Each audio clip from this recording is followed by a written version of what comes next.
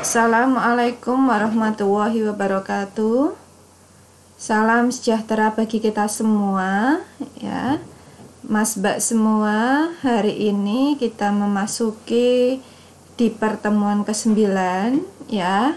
Dimana di pertemuan ini kita membahas materi tentang demokrasi dan hak asasi manusia. Mas Mbak semua, kita nanti akan mengetahui pengertian dari demokrasi, kemudian hak asasi manusia ya dari beberapa pakar ahli. Kemudian Mas Mbak semua, sebelum kita mengetahui pengertian demokrasi dan hak asasi manusia, kita akan mengetahui dari tujuan instruksional umum dan tujuan instruksional khusus. Tujuan instruksional umum itu mahasiswa memahami dan menjelaskan ya dan dapat menjelaskan perkembangan demokrasi di Indonesia dan memiliki kesadaran dalam menjunjung tinggi hak asasi manusia. Inilah tujuan instruksional umum. Kemudian untuk tujuan instruksional khusus. Setelah mengikuti perkuliahan ini, mahasiswa dapat yang pertama adalah menjelaskan pengertian demokrasi. 2. Sejarah demokrasi di Indonesia.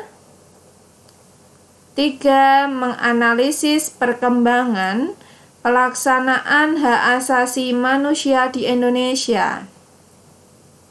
4. Mampu membedakan contoh-contoh hak asasi manusia berat dan hak asasi manusia ringan. Nah, kita akan mengetahui Mas Mbak semua, ketika orang berbicara ya, jika orang itu berbicara demokrasi, maka yang muncul dalam benak kita adalah sebuah sistem politik yang menekankan suara rakyat sebagai penentu kebijakan. Memang secara asal katanya demokrasi atau demokrasi ini berasal dari demos dan kratos, sebuah bahasa Yunani yang berarti kekuasaan di tangan rakyat. Sejarah demokrasi di Indonesia dimulai pada zamannya Soekarno dalam sebuah ya demokrasi parlementer dan demokrasi terpimpin. Dilanjutkan dengan demokrasi Orde Baru pada masa pemerintahan Soeharto selama 32 tahun. Dengan adanya reformasi demokrasi berubah menjadi demokrasi Pancasila. Nah, kita akan mengetahui Mas Mbak semua pengertian demokrasi ya, kita akan mengetahui pengertian demokrasi. Demokrasi secara etimologis berasal dari bahasa Yunani yaitu demos yang berarti rakyat atau masyarakat, dan kratos berarti kekuasaan.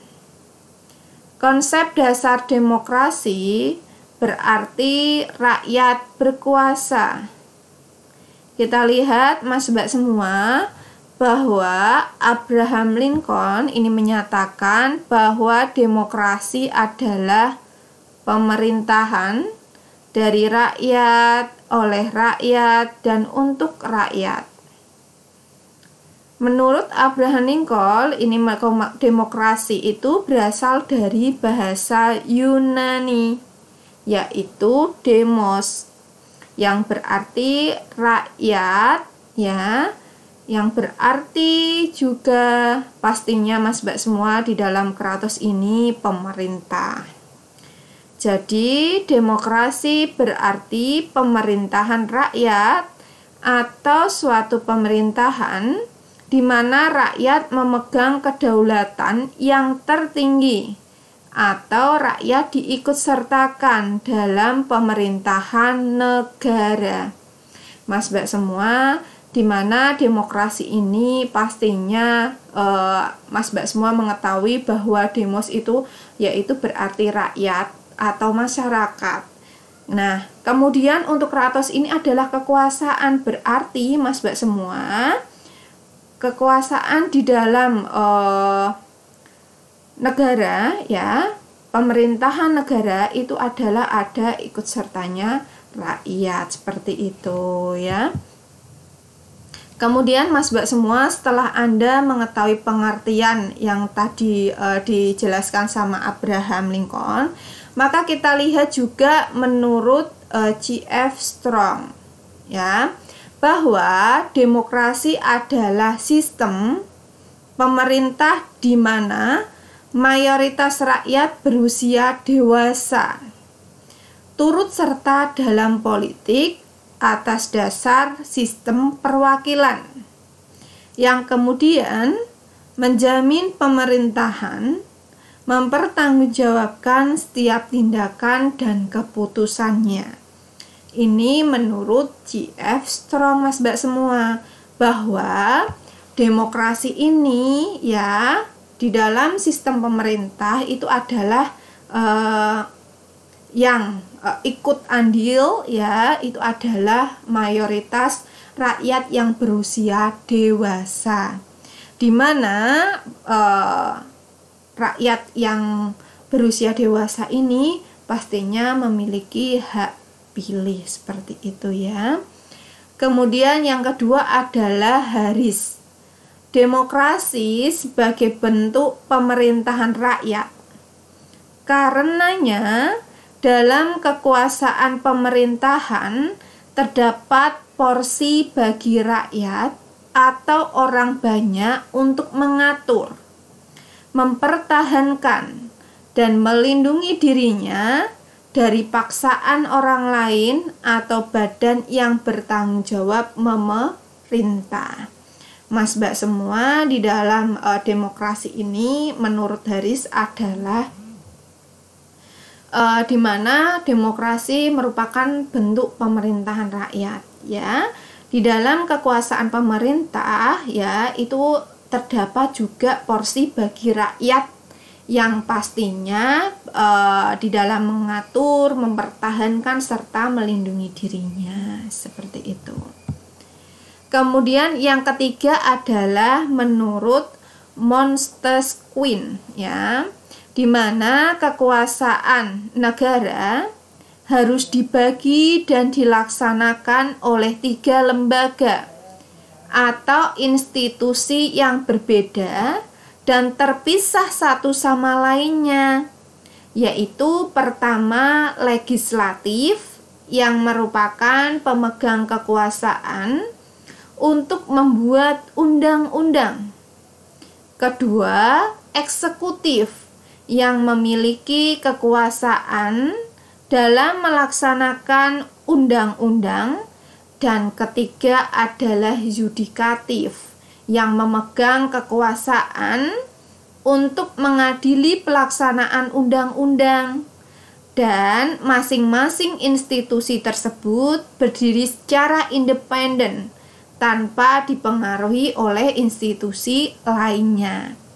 Mas Mbak semua, menurut Montesquieu ini adalah ada lembaga, yaitu 3 lembaga yang dimana 3 lembaga ini merupakan yaitu dari legislatif itu merupakan pemegang kekuasaan dan pastinya untuk membuat undang-undang. Kemudian yang kedua adalah eksekutifnya ya, eksekutif. Kemudian yang ketiga adalah yudikatif. Ada 3 lembaga seperti itu ya. Kemudian kita lihat yang menurut ya, dimana ini kita lihat Mas Mbak semua, 4 adalah kita melihat dari Aristoteles. Prinsip demokrasi adalah kebebasan ya. Karena hanya melalui kebebasanlah setiap warga negara itu bisa saling berbagi kekuasaan di dalam negaranya. Ini menurut Aristoteles. Kemudian menurut Jones, Pada sistem demokrasi, semua orang itu berhak berpartisipasi, baik terlibat aktif maupun mengontrol kebijakan yang dikeluarkan oleh pemerintah. Selain itu, tentu saja dalam lembaga resmi pemerintah terdapat pemisahan yang jelas antara unsur eksekutif, legislatif maupun yudikatif ya. Kemudian Mas Mbak semua, setelah Anda mengetahui tadi ya pengertian demokrasi menurut beberapa pakar ahli, kita lihat juga demokrasi di sini Mas Mbak semua. Demokrasi adalah pemerintahan dengan segenap kegiatan yang dikelolanya dengan menjalankan rakyat sebagai titik tumpuannya, di mana pemerintah ini pastinya akan menjalankan segenap Mas Mbak semuanya ya kegiatan ya, yaitu pastinya rakyat itu sebagai titik tumpuannya ya. Nah, di mana di sini ya pemerintah adalah Mas Mbak semua itu menjalankan perintah atau menjalankan kegiatan itu yang pasti sudah yang dikelola, kemudian masyarakat itu adalah sebagai titik tumpuannya seperti itu. Kemudian kita lihat Mas Mbak semua dari prinsip dasar demokrasi. Prinsip dasar demokrasi itu adalah tegaknya etika dan moralitas politik. Di dalam etika ya dan moralitas politik itu harus selalu ditegakkan. Tegaknya prinsip konstitusionalisme. Kemudian digunakan mekanisme akuntabilisme. Inilah Mas Mbak semua prinsip dasar demokrasi. Kemudian kita lihat dari ciri-ciri demokrasi. Ciri-ciri demokrasi adanya partisipasi politik rakyat yang luas. Karena tadi Mas Mbak semua di dalam partisipasi politik itu masyarakat, rakyat adalah di mana rakyat adalah yang berkontribusi mayoritas ya, yang memberikan suaranya pada usia yang dewasa itu berkontribusi di pemerintahan seperti itu ya. Kemudian kompetisi politik yang sehat, di mana di dalam kompetisi politik ini harus secara sehat ya. Sirkulasi kekuasaan melalui proses pemilu. Nah, pengawasan yang efektif dan diakuinya kehendak yang mayoritas. Kemudian adanya tata krama politik. Inilah ciri-ciri demokrasi.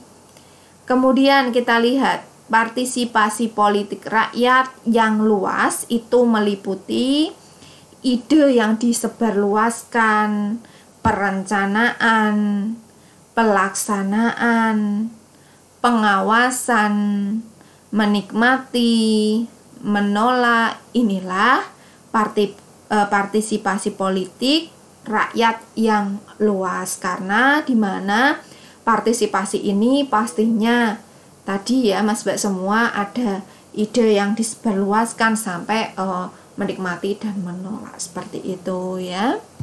Kemudian kita lihat Mas Mbak semuanya tadi di dalam macam-macam demokrasi di sini kita mengetahui bahwa kekuasaan tertinggi negara demokrasi itu dimiliki oleh rakyat. Entah dari mana rakyat tersebut berasal dan latar belakangnya. Semua warga negara dianggap sama tanpa melihat latar belakang dan asal rakyat tersebut. Sehingga dalam suatu negara demokrasi, semua warga negara dianggap memiliki kesetaraan. Berikut ini macam-macam demokrasi, Mas Mbak semua, yang perlu Anda ketahui, yaitu yang pertama adalah demokrasi parlementer. Demokrasi parlementer adalah demokrasi yang memberi lebih banyak kekuasaan kepada legislatif, atau disebut juga dengan demokrasi parlementer. Pihak eksekutif memperoleh hak kekuasaan atas demokrasinya hanya dari legislatif, yaitu parlemen. Inilah demokrasi parlementer, ya. Kemudian Mas Mbak semua, ketika kita mengetahui demokrasi parlementer, bahwa kepala negaranya itu juga berbeda dari kepala pemerintahan, dan keduanya memiliki tingkat kekuasaan yang berbeda-beda. Namun dalam kebanyakan kasus, ya, kita melihat, ya, di mana kita mengetahui ketika kita mengetahui dari demokrasi parlementer itu tadi, kita mengetahui banyak sekali, ya, ada pemimpin resmi itu India, ya, kemudian presiden adalah raja yang lemah itu Inggris. Nah, ini kita lihat yang parlementer. Kemudian yang kedua adalah demokrasi langsung. Demokrasi langsung atau demokrasi murni merupakan jenis demokrasi di mana rakyatlah yang memiliki kekuasaan secara langsung tanpa perwakilan. Perantara atau majelis parlemen, ya, demokrasi ini membutuhkan partisipasi luas dalam politik. Jika pemerintahan harus mengesahkan undang-undang atau kebijakan tertentu, peraturan tersebut kemudian akan ditentukan oleh rakyat. Mereka memberikan suara pada suatu masalah dan menentukan nasib negaranya sendiri. Inilah demokrasi langsung. Kemudian yang ketiga adalah demokrasi tidak langsung. Demokrasi tidak langsung adalah ketika rakyat dapat memilih siapa yang akan mewakili suara mereka di parlemen. Demokrasi ini merupakan bentuk demokrasi paling umum di seluruh dunia. Penekanannya terletak pada perlindungan hak-hak tidak hanya pada mayoritas rakyat di negara bagian, tapi juga minoritas. Dengan memilih perwakilan yang berkualitas, minoritas kemudian akan dapat menyuarakan keluhannya dengan yang lebih efisien. Mas Mbak semua, inilah demokrasi tidak langsung, di mana demokrasi ini pastinya, ya, sudah umum, ya, karena pastinya dilakukan di seluruh dunia. Dan Mas Mbak semua, kita melihat di dalam demokrasi tidak langsung ini, ketika di dalam kaum yang minoritas, ya, masyarakat yang minoritas, rakyat yang minoritas itu juga bisa memilih perwakilan yang lebih berkualitas, dan dia juga bisa menyuarakan keluhannya, bisa memilih pemimpin yang dia inginkan, seperti itu, ya. Kemudian yang keempat adalah demokrasi Pancasila. Demokrasi Pancasila merupakan demokrasi yang saat ini berlaku di tanah air dan selamanya, seperti itu, ya. Demokrasi yang bersumber nilai-nilai sosial budaya, ya, sosial budaya bangsa, serta berasaskan musyawarah mufakat dengan memprioritaskan kepentingan seluruh masyarakat atau warga negara seperti yang tercantum pada kelima sila Pancasila, ya. Maka Mas Mbak semua, di dalam demokrasi Pancasila ini, ya, Pancasila merupakan di mana Pancasila ini adalah merupakan pondasinya, ya, merupakan pondasi sebuah negara, ya. Kemudian yang kelima adalah demokrasi presidensial. Di bawah sistem demokrasi presidensial, presiden dipilih secara langsung dan tidak langsung oleh warga negara.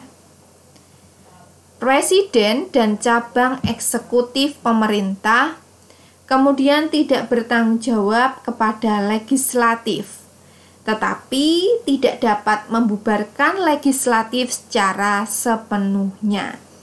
Inilah demokrasi presidensial.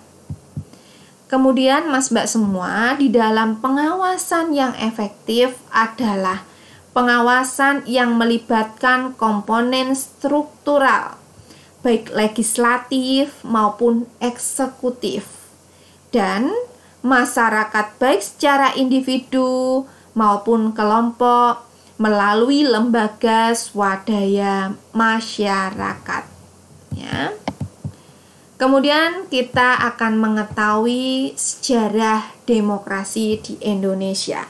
Setelah tadi Anda mengetahui banyak sekali Mas Mbak semua, ya, dari pengertian demokrasi, ya. Kemudian Mas Mbak semua sekarang akan mengetahui sejarah demokrasi di Indonesia.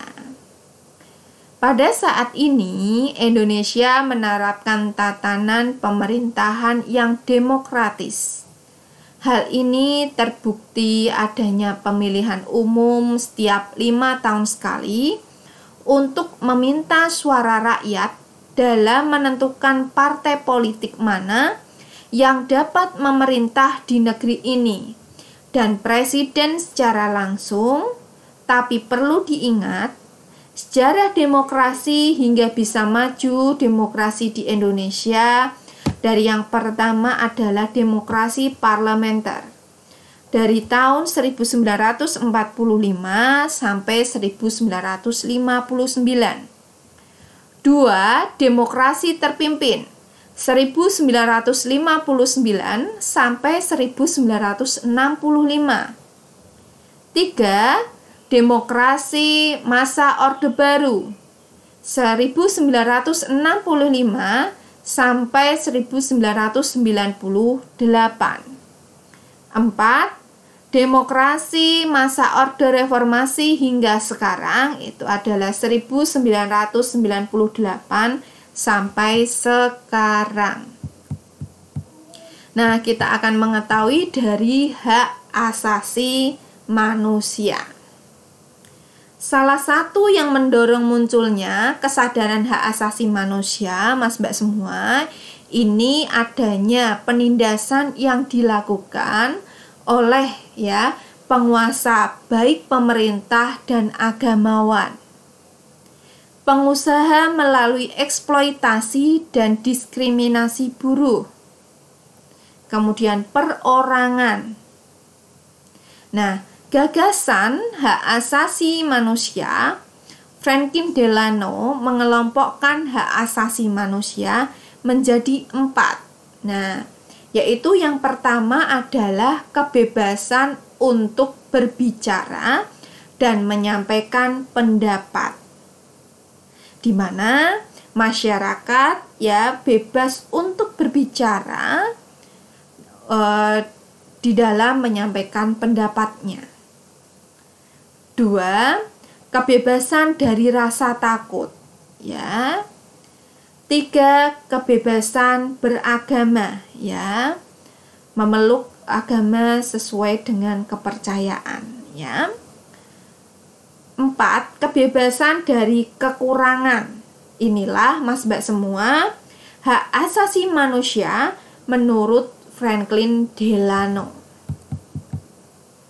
Nah, setelah Anda mengetahui kenapa harus ada hak asasi manusia, tadi ya muncul hak asasi manusia. Nah, kita akan mengetahui pengertian hak asasi manusia. Hak asasi manusia adalah hak dan kebebasan dasar manusia yang secara alamiah melekat pada diri manusia, dan tanpa itu manusia tidak dapat hidup secara wajar sebagai manusia. Ini menurut Amer. Hak asasi manusia adalah seperangkat hak yang melekat pada hakikat dan keberadaan manusia sebagai makhluk Tuhan yang Maha Esa, dan merupakan anugerah yang wajib dihormati, dijunjung tinggi, dan dilindungi oleh negara, hukum, pemerintah, dan setiap orang demi kehormatan serta perlindungan harkat dan martabat manusia. Ini di dalam Undang-Undang Nomor 39 Tahun 1999. Kemudian Mas Mbak semua, kita akan mengetahui sejarah hak asasi manusia.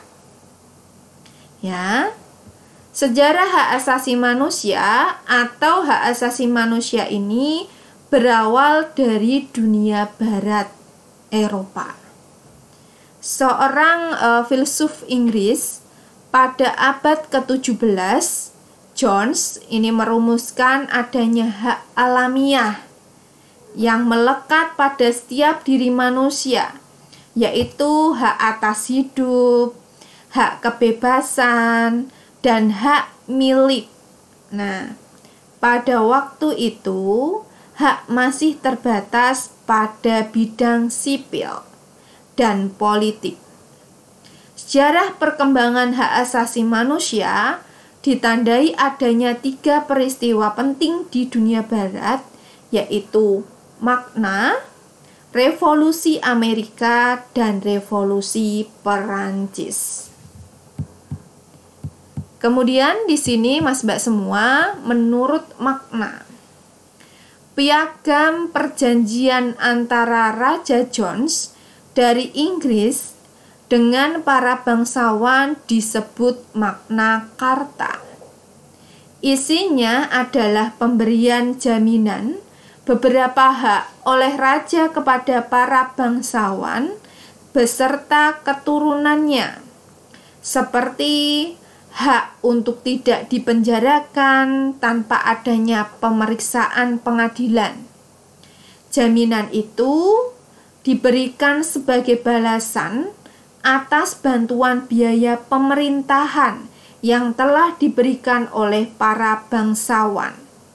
Sejak saat itu, jaminan hak tersebut berkembang dan menjadi bagian dari sistem konstitusional Inggris. Kemudian setelah Magna, ini adalah Revolusi Amerika. Perang kemerdekaan rakyat Amerika Serikat melawan penjajahan Inggris disebut Revolusi Amerika. Declaration of Independence dan Amerika Serikat menjadi negara merdeka pada tanggal 4 Juli 1776. Kemudian Revolusi Perancis. Revolusi Perancis adalah bentuk perlawanan rakyat Perancis kepada rajanya sendiri yang telah bertindak sewenang-wenang dan absolut. Pernyataan hak asasi manusia dan warga negara dihasilkan oleh Revolusi Perancis. Pernyataan ini memuat 3 hal hak atas kebebasan, Kemudian di dalam 3 hal itu ada kebebasan, kemudian kesamaan dan persaudaraan. Dalam perkembangan, ya, pemahaman mengenai hak asasi manusia, kita akan mengetahui, ya, yang dimana pemahaman mengenai hak asasi manusia ini semakin luas. Maka kita mengetahui bahwa tadi yang sudah kita ketahui menurut Franklin, ya, konsep ini pastinya ada 4 kebebasan tadi, ya. Kebebasan untuk beragama, kebebasan untuk berbicara, kebebasan dari kemelaratan, dan pastinya kebebasan dari ketakutan. Nah, Mas Mbak semua, kita akan mengetahui di mana macam-macam hak asasi manusia ini menurut Simanjuntak, ya, di mana Simanjuntak ini berdasarkan buku Pendidikan Kewarganegaraan. Yang pertama adalah hak asasi manusia pribadi, personal right, antara lain hak mengemukakan pendapat, hak memeluk agama, hak beribadah menurut agama masing-masing, dan hak kebebasan berorganisasi atau berserikat. 2. Hak asasi ekonomi, antara lain hak memiliki sesuatu, hak menjual dan membeli sesuatu, hak mengadakan suatu perjanjian atau kontrak, dan hak memiliki pekerjaan. 3. Hak asasi untuk mendapatkan pengayoman dan perlakuan yang sama dalam keadilan hukum dan pemerintahan. Hak ini adalah hak persamaan hukum. Kemudian, yang keempat adalah hak asasi politik, antara lain hak untuk diakui sebagai warga negara yang sederajat, hak ikut serta dalam pemerintahan, hak memilih dan dipilih dalam pemilu, hak mendirikan partai politik, serta hak mengajukan petisi dan kritik atau saran. 5 adalah hak asasi sosial dan budaya, antara lain hak untuk memilih pendidikan, hak mendapatkan pelayanan kesehatan, dan hak untuk mengembangkan kebudayaan.